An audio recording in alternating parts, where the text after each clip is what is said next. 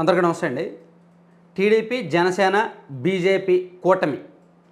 ఇప్పుడు బీజేపీని దానిలో కలపాలో లేదో నాకైతే తెలియట్లేదు. టీడీపీ, బీజేపీ, జనసేన అనాల్సిందేలే. నేనైతే అంటాను, మీరు కలుపుతారో లేదో మీ ఇష్టం. సో ఆ కూటమి ఈరోజు మేనిఫెస్టో రిలీజ్ చేశారు. ఆ మేనిఫెస్టోలో ఒక చిన్న ట్విస్ట్ ఏంటంటే బీజేపీకి సంబంధం లేదంట. ఆ మేనిఫెస్టో అసలు బీజేపీకి సంబంధం లేదంట. టీడీపీ, జనసేన కలిపి సంయుక్తంగా మేనిఫెస్టో బాధ్యత తీసుకొని వాళ్ళే విడుదల చేశారంట. సో అక్కడ ఉన్న బీజేపీ నాయకుడు సిద్ధార్థ్ సింగ్ గారు ఆయన కూడా చెప్పారు, ఈ మేనిఫెస్టోకి బీజేపీకి సంబంధం లేదు. బీజేపీ కేంద్రంలో జాతీయ స్థాయిలో ఒక మేనిఫెస్టో రిలీజ్ చేసింది కాబట్టి రాష్ట్రానికి ప్రత్యేకంగా మేనిఫెస్టో అవసరం లేదు. నేను ఇక్కడ ఉన్నానంటేనే బీజేపీ పాత్ర కూడా దానిలో ఉన్నట్టు. సో ఈ మేనిఫెస్టో అమలుకు మేము కేంద్రం కూడా మద్దతు ఇస్తుంది అని చెప్పి చంద్రబాబు గారు కూడా, పవన్ కళ్యాణ్ గారు కూడా అదే చెప్పారు. బీజేపీకి ఈ మేనిఫెస్టోకి సంబంధం లేదు, కానీ వాళ్ళు మద్దతు ఇస్తారు. కేంద్రంలో అధికారంలోకి వచ్చిన తర్వాత మేనిఫెస్టో అమలుకి సాయం చేస్తారు, సహకారం అందిస్తారు, మద్దతు ఇస్తారు అనే నమ్మకం ఉంది అని చెప్పారు. మరి ఇది పొత్తు అవుద్దా? అంటే ఇక్కడ చెవిలో పువ్వులు ఆల్రెడీ జగన్మోహన్ రెడ్డి గారు పెడుతూనే ఉన్నారు. ప్రతిరోజు కూడా చెవిలో పువ్వులు పెడుతూనే ఉన్నారు ప్రజల చెవిలో. ఇప్పుడు బీజేపీ, టీడీపీ, జనసేన కూటమి వాళ్ళు ప్రత్యేకంగా పెట్టాల్సిన పని లేదు. వీళ్ళు కూడా పెడితే ఇంక రెండు చెవుల్లో కూడా పువ్వులు నిండిపోతాయి. ఎందుకంటే పొత్తు పెట్టుకున్న తర్వాత మేనిఫెస్టోలో పొత్తు అంటే ఏంటి? ఎన్నికల్లో పొత్తు అంటే ఓట్లు బదిలీ జరగాల్సిందే. వాళ్ళకు కొన్ని సీట్లు కేటాయించారు, వీళ్ళకున్న ఓట్లు వాళ్ళకున్న ఓట్లు వీళ్ళకి బదిలీ జరగాల్సిందే. పోనీ బీజేపీకి ఓట్లు లేకపోయినా వాళ్ళ స్థాయికి మించి, ఆంధ్రప్రదేశ్ రాష్ట్రం వరకు వాళ్ళ స్థాయికి, బలగానికి మించి సీట్లు ఇచ్చారు. సరే, సీట్లు ఇచ్చినందుకు పొత్తు ధర్మం పాటించాలి కదా. మేనిఫెస్టోలో నరేంద్ర మోదీ గారు బొమ్మ పెట్టుకోవాలి కదా. ఎందుకు ఆయన బొమ్మ పెట్టలా, బీజేపీ సింబల్ ఎందుకు పెట్టట్లా అనేది ఒకసారి ఆలోచించాలి. అంటే చిన్నపిల్లలకు చెప్తే నమ్ముతారు. కేంద్రంలో జాతీయ స్థాయిలో ఒక మేనిఫెస్టో రిలీజ్ చేశాం కాబట్టి రాష్ట్రానికి మేనిఫెస్టో అవసరం లేదని ఆ రీజను చిన్నపిల్లలకు ఎవరికైనా చెప్తే నమ్ముతారు. ఎందుకంటే ఇప్పుడు కర్ణాటకలో ఎలక్షన్స్ జరిగాయి, బీజేపీ మేనిఫెస్టో రిలీజ్ చేయలేదా? హైదరాబాద్, తెలంగాణలో ఎలక్షన్స్ జరిగాయి, మీ బీజేపీ మేనిఫెస్టో రిలీజ్ చేయలేదా? రాష్ట్రాలకు ఒక మేనిఫెస్టో ఉంటుంది కదా. అసెంబ్లీ ఎన్నికల మేనిఫెస్టో వేరు, లోక్సభ ఎన్నికల మేనిఫెస్టో వేరు కదా. ఇప్పుడు మన రాష్ట్రంలో 2 ఎన్నికలు జరుగుతున్నాయి. లోక్సభకు ఎన్నికలు జరుగుతున్నాయి, అసెంబ్లీకి ఎన్నికలు జరుగుతున్నాయి. జాతీయ స్థాయిలో బీజేపీ రిలీజ్ చేసిన మేనిఫెస్టో జాతీయ స్థాయి, అంటే లోక్సభ ఎన్నికల మేనిఫెస్టో. అసెంబ్లీ ఎన్నికల మేనిఫెస్టో ఖచ్చితంగా ప్రత్యేకంగా రిలీజ్ చేయాలి. ఇప్పుడు మన రాష్ట్రంతో పాటు ఒడిశా, అలాగే ఆ ఈశాన్య రాష్ట్రాలకు కూడా ఎన్నికలు జరుగుతున్నాయి. అక్కడ కూడా బీజేపీ మేనిఫెస్టో రిలీజ్ చేయలేదా?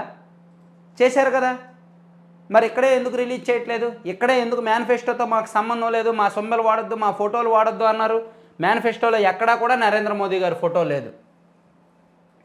అంటే ఎక్కడో తేడా కొడుతుంది. మీరు ఒకసారి కరెక్ట్గా ఆలోచిస్తే ఎక్కడో తేడా కొడుతుంది బీజేపీతో పొత్తు. సో అది ఎక్కడ తేడా కొడుతుంది అనేది నేను కొంచెం డీటెయిల్డ్గా నెక్స్ట్ వీడియోలో చెప్తాను. మళ్ళీ ఈ మేనిఫెస్టోలో పాయింట్లు డైవర్ట్ అయిపోతాయి. ఎందుకు తేడా కొడుతుంది, ఎక్కడ తేడా కొడుతుంది బీజేపీతో పొత్తు అనేది నేను నెక్స్ట్ వీడియోలో చెప్తాను. సో ఇప్పుడు మేనిఫెస్టో పాయింట్లు ఒకసారి డిస్కస్ చేద్దాం. పాప వీళ్ళిద్దరిని చూస్తే జాలేస్తుంది, బీజేపీ చేతిలో బలైపోతారేమోనని. సో మేనిఫెస్టోలో పాయింట్లు ఏంటంటే సూపర్ 6 అంట. యువతకు 20 లక్షల ఉద్యోగాలు, నెలకు 3,000 నిరుద్యోగ భృతి. ఒకవేళ ఉద్యోగాలు ఇవ్వని పక్షంలో స్కూల్కి వెళ్ళే ప్రతి విద్యార్థికి ఏడాదికి 15,000, ప్రతి రైతుకు ఏటా 20,000 ఆర్థిక సాయం, ప్రతి మహిళకి నెలకు 1,500, ప్రతి ఇంటికి ఏడాదికి 3 గ్యాస్ సిలిండర్లు, మహిళలకు ఉచిత బస్సు. ఇది సూపర్ 6 అని పెట్టారు. అలాగే సూపర్ 6 2.0 షణ్ముఖ వ్యూహం అనే పేరు పెట్టి ఇంటింటికి రక్షిత తాగునీరు, ప్రతి ఇంటికి కుళాయి కనెక్షన్, వాటర్ గ్రిడ్ అంటారు దాన్నే. ఇది కేంద్ర ప్రభుత్వం కూడా చేస్తుంది. పూర్ టు రిచ్, పేదలను సంపన్నులను చేసే దిశగా public private peoples partnership P4 పథకాలు. రాష్ట్ర వ్యాప్తంగా స్కిల్ సెన్సెస్ చేపట్టి తద్వారా ప్రజల నైపుణ్యత పెంచుతాం. సౌభాగ్య పథం, చిన్న మధ్య తరహా పరిశ్రమలకు, అంకుర సంస్థలకు ప్రాజెక్టు వ్యయంలో గరిష్టంగా 10 లక్షల వరకు సబ్సిడీ. రాష్ట్ర స్థూల ఉత్పత్తిని త్వరితగతిన పెంచడానికి పటిష్టమైన చర్యలు. ప్రజా రాజధాని అమరావతి నిర్మాణాన్ని కొనసాగిస్తూ అన్ని ప్రాంతాల అభివృద్ధి. ఇది సూపర్ 6 ప్లస్ సూపర్ 6 2.0 అని 2 పెట్టి ఆ తర్వాత యువత సంక్షేమం మెగా డిఎస్సి, ప్రతి సంవత్సరం జాబ్ క్యాలెండరు, ఉత్తరాంధ్ర, కోస్తా, రాయలసీమ ప్రాంతాల అభివృద్ధి, ఉద్యోగ కల్పనకు ప్రత్యేక ఎంప్లాయ్మెంట్ జోన్లు ఏర్పాటు, అత్యధిక ఉద్యోగ కల్పన చేసే ఎంఎస్ఎంఈ సెక్టార్కు ప్రోత్సాహకాలు, ఇలా డిజిటల్ లైబ్రరీలు, క్రీడలు, ఎన్డీఏ ప్రభుత్వం తెచ్చిన 10% ఈడబ్ల్యూఎస్ రిజర్వేషన్లు అమలు చేస్తాము, ఇవన్నీ చెప్పుకొచ్చారు. అలాగే బీసీ డిక్లరేషను, బీసీలకు 50 సంవత్సరాలకే 4000 పెన్షను, బీసీల రక్షణ కోసం ప్రత్యేక చట్టము, బీసీ సప్లాన్ ద్వారా 5 ఏళ్లలో 1,50,000 కోట్లు ఖర్చు. అలాగే బీసీలకు రాజకీయ ప్రాధాన్యత, స్థానిక సంస్థలు నామినేటెడ్ పదవుల్లో 34% రిజర్వేషన్, చట్టసభల్లో బీసీలకు 33% రిజర్వేషన్ కోసం తీర్మానం చేసి కేంద్రానికి పంపిస్తాం. ఇప్పుడు ఇవ్వచ్చుగా సీట్లు, బీసీలకు 33% సీట్లు, మీరు ఇప్పుడు సీట్లు ఇచ్చి ఆ తర్వాత కేంద్రానికి పంపించవచ్చుగా. తక్కువ జనాభాతో ఎన్నికల్లో పోటీ చేయలేని వర్గాలకు నామినేషన్ల ద్వారా రాజకీయ భాగస్వామ్యం. మేబీ బీసీలకు 33% సీట్లు ఇచ్చారా లేదా అనేది ఒకసారి లెక్కించి చూద్దాం. రెండు పార్టీలు కూడా బీసీల పేరు అయితే చెప్తున్నాయి. నాకు తెలిసి వాళ్ళకంటే వీళ్ళే ఎక్కువ ఇచ్చినట్టున్నారు బీసీలకి.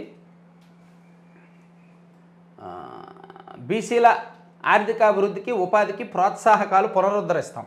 దామాషా ప్రకారం కార్పొరేషన్ల నిధులు, స్వయం ఉపాధికి 5 ఏళ్లలో 10,000 కోట్లు వ్యయము, 5,000 కోట్లతో ఆదరణ పునరుద్ధరణ. తర్వాత శాశ్వత కుల ధృవీకరణ పత్రాలు అందించడం, యాదవ కురుబలకు ప్రత్యేకంగా చేనేత ఉత్పత్తులపై జీఎస్టీ రీఎంబర్స్ చేయడం, ఉద్యోగస్తులు, పెన్షనర్లకి మహిళా సంక్షేమం కోసము. అలాగే మేనిఫెస్టోలో పెట్టారండోయ్ ఒక పాయింట్, తోట చంద్రయ్య, అమర్నాథ్ గౌడు, జల్లయ్య యాదవ్, పాల సుబ్బారావు లాంటి బీసీలను హత్య చేసిన వైకాపా గోండాలకు శిక్ష పడే విధంగా చర్యలు అనేది మేనిఫెస్టోలో కూడా పెట్టారంటే చూడండి ఆ ఇష్యూస్ని ఎంత సీరియస్గా తీసుకుంటున్నారు అనేది. మరి ఇది పెట్టిన వాళ్ళు డోర్ డెలివరీ చేసిన వ్యక్తి గురించి పెట్టలేదే. ఆయన గురించి ఎక్కువ కామెంట్స్ కూడా చేయట్లేదు టీడీపీ వాళ్ళు. బహుశా భాయి అయిపోతారేమో గెలిచిన తర్వాత. ధోబీ ఘాట్ల నిర్మాణాలకు ప్రోత్సాహం, విద్యుత్ ఛార్జీల రాయితీ. అలాగే మత్స్యకారుల కోసం, నాయి బ్రాహ్మణుల కోసము, గీత కార్మికుల కోసము మద్యం షాపుల్లో 10% కేటాయింపంట గీత కార్మికులకు. ఇదేదో బాగుంది, ఈ పాయింట్ బాగుంది. మద్యం షాపుల్లో 10% గీత కార్మికులకే ఇస్తారంట. అలాగే పాడి రైతుల కోసం ప్రత్యేకంగా, ఒడ్డెర కోసం ప్రత్యేకంగా, ఉద్యోగస్తులు, పెన్షనర్స్ కోసం కొన్ని పాయింట్లు, కాపు సంక్షేమం, ఆర్యవైశ్య సంక్షేమం, క్షత్రియ సంక్షేమం, అగ్రవర్ణ పేదల సంక్షేమం, మరి బ్రాహ్మణుల సంక్షేమం కూడా పెట్టేయచ్చుగా. సామాజిక భద్రత పెన్షన్లు పెంచుతారంట, 3,000 నుంచి 4,000కు పెంపు, ఏప్రిల్ 2024 నుంచి అమలు. దివ్యాంగుల పెన్షన్ 6,000కు పెంచుతారంట. పూర్తి స్థాయిలో వైకల్యానికి గురైన వారికి నెలకు 15,000 పెన్షన్ అంట. పేదలందరికీ నాణ్యమైన ఇల్లు, గృహ నిర్మాణానికి పట్టణాల్లో 2 సెంట్లు, గ్రామాల్లో 3 సెంట్ల స్థలం. గ్రామాల్లో 3 సెంట్లు ఎక్కడుందండి స్థలము? ఎక్కడిస్తారు? ఏ హామీలు ఇచ్చేస్తున్నారు కానీ గ్రామాల్లో సెంటు భూమే ఇవ్వలేకపోయారు వైసీపీ వాళ్ళు. 3 సెంట్లు ల్యాండ్ అంటే మామూలా? ఇప్పటి వరకు మంజూరైన పట్టాలు పొందిన వారికి ప్రభుత్వం నుంచి పక్కా ఇళ్ల నిర్మాణాలు పూర్తి చేస్తాం.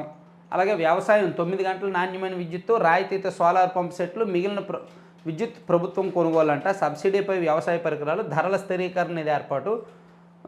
బాగానే చెప్పారు. ల్యాండ్ టైటిలింగ్ యాక్ట్ రద్దు చేస్తామని చెప్పారు. అలాగే సాగునీటి రంగంలో పోలవరం ప్రాజెక్టు త్వరితగతిన పూర్తి, గాలేరు నగరి, హంద్రనేవో, ఉత్తరాంధ్ర సుజల స్రవంతి, తోటపల్లి రిజర్వాయరు, వంశధార, నాగావళి నదుల అనుసంధానం వంటి ప్రాజెక్టుల శీఘ్రతర నిర్మాణానికి చర్యలు.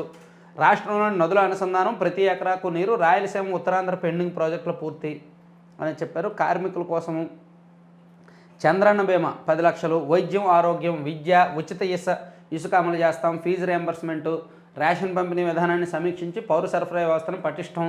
అన్నా క్యాంటీన్ల ఏర్పాటు, డొక్కా సీతమ్మ స్ఫూర్తితో పేదల ఆకలి తీరుస్తాం. మద్యం ధరల నియంత్రణ, విషపూరిత మద్యం బ్రాండ్లు రద్దు. ఇదో పాయింట్ పెట్టారండోయ్. మద్యం ధరలు నియంత్రించి విషపూరిత మద్యం బ్రాండ్లు రద్దు చేస్తారంట. అంటే మద్యం ధరల నియంత్రణ మీన్స్ తగ్గిస్తారా లేదా పెంచకుండా ఉంచుతారా? తగ్గిస్తాం అంటే బాగానే ఉంటుంది, డైరెక్ట్గా చెప్పేసినట్టు. నియంత్రణ అంటే ఏంటి? మేము పెంచాం అని అర్థం, లేదా పెంచినా కొంచెం పెంచుతాం అని అర్థం. నియంత్రణ అంటేనే డొంక తిరుగుడు అది. అలాగే గంజాయి, మాదక ద్రవ్యాల నిర్మూలనకు 100 రోజుల్లో కఠిన చర్యలు చేపడతాం. అవసరమైతే మరింత కఠిన చట్టాలు తీసుకొస్తాం. విద్యుత్ ఛార్జీలు నియంత్రిస్తాం. ఇక్కడ కూడా డైరెక్ట్ పాయింట్ చెప్పలా. ఇప్పుడు విద్యుత్ బిల్లులు ఎక్కువ వస్తున్నాయి కాబట్టి మేము తగ్గిస్తామని చెప్పలా, నియంత్రిస్తామని చెప్పారు. నియంత్రణ అంటేనే డొంక తిరుగుడు పాయింట్ అది. అంటే తప్పించుకోవచ్చు. మేము తగ్గిస్తామని చెప్పలేదు కదా, నియంత్రిస్తామని చెప్పాం కదా అని తప్పించుకోవచ్చు. చెత్త పన్ను రద్దు, ఇంటి పన్నుల సమీక్ష, సమగ్రాభివృద్ధి, ఆక్వా, ఉత్తరాంధ్ర అభివృద్ధి, అసలు లేని పాయింట్ అంటూ లేదుగా, అన్ని పాయింట్లు పెట్టేశారు. మొత్తం అన్ని పాయింట్లు అందరి కోసము. ఎన్ని పేజీలు?